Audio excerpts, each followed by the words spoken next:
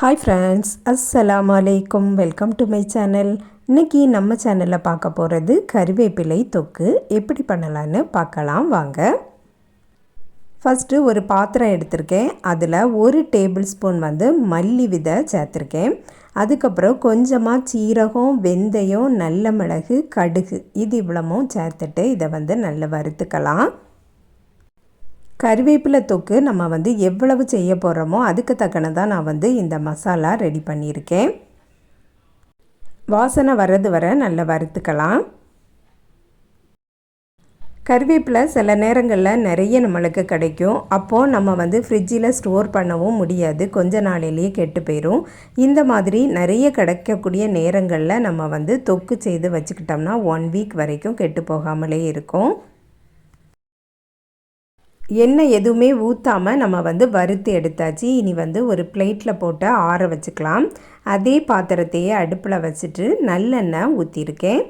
1 table spoon கிட்ட ஊற்றினாலே போதும். 3 வத்தல் மிளகாய் சேர்த்துருக்கேன்.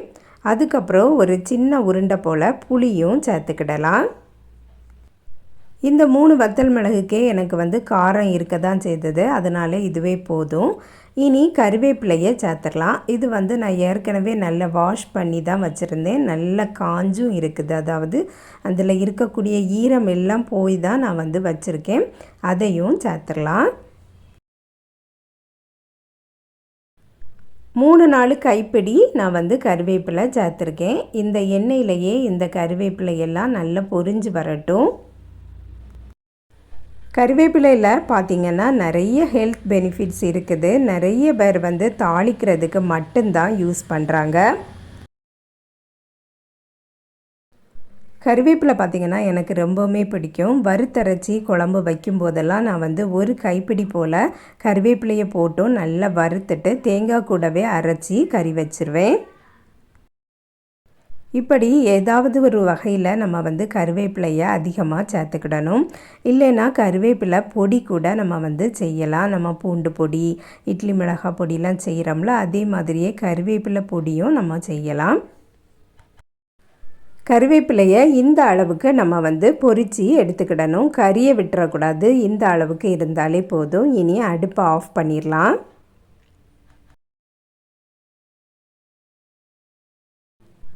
மல்லி, வெந்தயம் எல்லாம் வறுத்தது ஆறியாச்சு. இதை ஃபஸ்ட்டு பொடிச்சு எடுத்துக்கிடலாம்.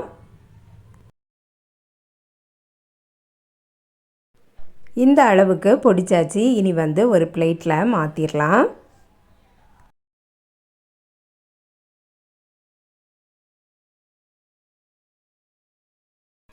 அதே ஜார்லையே வறுத்த கறிவேப்பிலை அவ்வளத்தையும் சேர்த்துடலாம். வத்தல் மிளகாய், புளி எல்லாத்தையும் சேர்த்து இதை ஃபஸ்ட்டு பொடிச்சிட்டு வந்துடலாம்.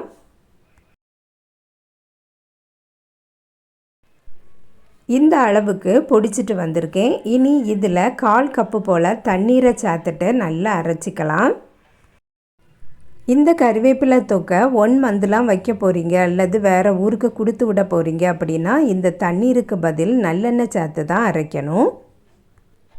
எனக்கு சீக்கிரமாகவே தீந்துடும், அதனால தான் நான் தண்ணீர் சேர்த்துருக்கேன். இந்த அளவுக்கு அரைச்சி எடுத்திருக்கேன். அதே பாத்திரத்தில் நல்லெண்ணெய் 2 டேபிள் ஸ்பூன் போல் சேர்த்துக்கிடலாம். எண்ணெய் நல்லா ஹீட் ஆனதும் கொஞ்சம் கடுகும் உளுத்தம் பருப்பும் போட்டு தாளிச்சிடலாம்.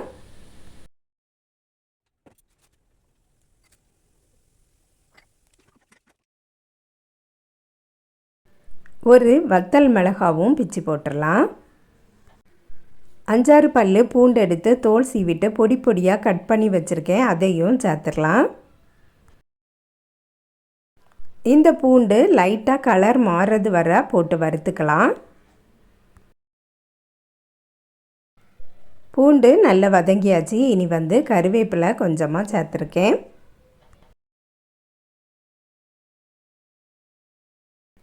பொடிச்சு வச்சுருந்த பொடியையும் இந்த எண்ணெயிலையே சேர்த்துக்கலாம். மீடியம் ஃப்ளேம்லையே வச்சுக்கிடுங்க, இல்லைன்னா இந்த பொடி கரிஞ்சு போயிடும்.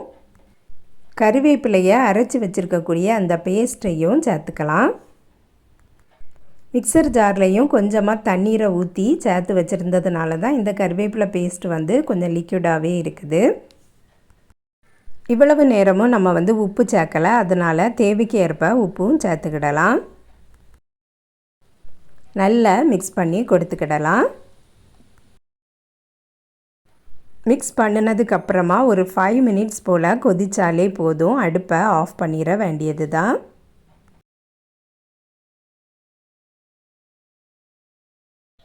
நல்லா கொதித்ததுக்கப்புறமா நான் வந்து கொஞ்சமாக வெல்லம் சேர்த்துருக்கேன்.